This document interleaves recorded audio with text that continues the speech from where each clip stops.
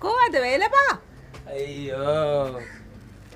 යහපත් බිරිඳක් තමුන්ගේ ස්වාමි පුරුෂයා වේලපයින් ගෙදරට ආවම අහන ප්‍රශ්නයක්ද ලතු උඹ ඔය ඇහුවේ දැන් බලපන් ඔය ප්‍රශ්නේ කවුරු හරි අහගෙන හිටියනම් මොකද වෙන්නේ තමුන්ගේ ස්වාමි පුරුෂයා වේලපයින් ගෙදර ආවම හරි හමන් ගෑණියෙක් නම් අහන්නේ හදේනේ මයි ඩාර්ලින් මොකද අද වේලපයින් මයි රත්තරන් කියලා එහෙම අඬ තිබුණා මට මැරිලා ඉපදුනා නා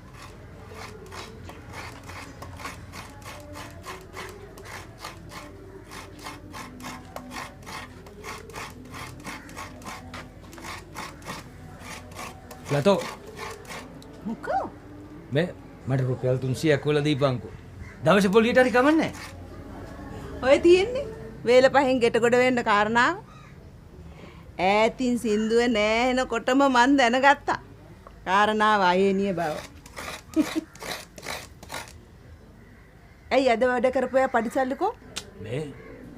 අද වැඩ කරපු සල්ලි ඉල්ලන්න ගියා නම් ලොක්ක මට දෙකක් ඇනලා දොට්ට දාන සයිස් එකේ බං හිටියේ ඒ මොකෝ ලතෝ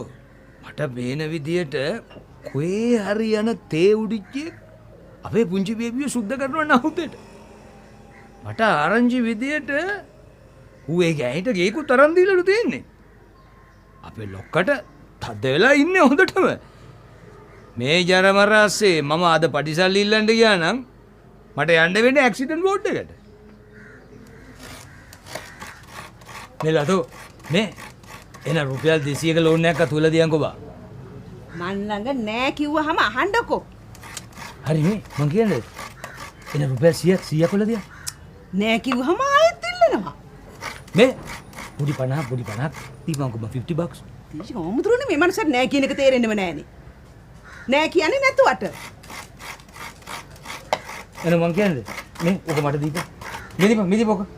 මේ දීපන් මොකද දීපන් ඉතින් නැගිටපන් කොහොමද කියන්නේ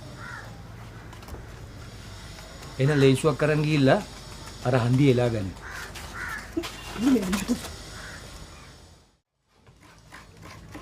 ඕ වෙන්දලේලි මාමි ඒ වැඩක්ද මං උයනවා ඒ මම්මී කල්පනා කළේ බං අපේ ලොකෝට උඹ වගේ එකෙක් ලැබුණේ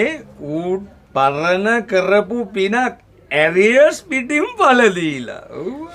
ඒකනේ මාමේ මාමට ඕක තේරුණාට එයාට ඕක තේරෙන්නේ නෑනේ හරි උඹ බය නැතුව ඉඳපන්කෝ මං ඌට ඩිංග වැහැදලි කරලා දෙන්න මේ ඌ තාම නොදරුවනේ බං ලොකු දව්වක් මාමි එන්දලේලි මාමේ මේ බොගාව 300ක් විතර ගන්න නැද්ද 300ක් ඇද්ද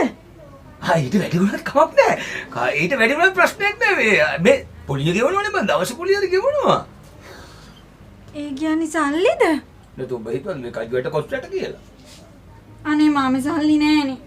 යන්නේ නෑ විශාලි නෑනේ ඒක කියපු ලස්සන ඔබ ඒක කියන්නද ඔච්චර මෙතෙ තෙපර බෑවේ මේ බලා වගේ ලීලා හොයාගන්න පුළුවන් බං නගර සභාවේ කුණු ලොරියේ බොරුත පිටින් හොඳ වෙලාවට අපේ එක අවුන් නැත්තේ මොකද කිව්වේ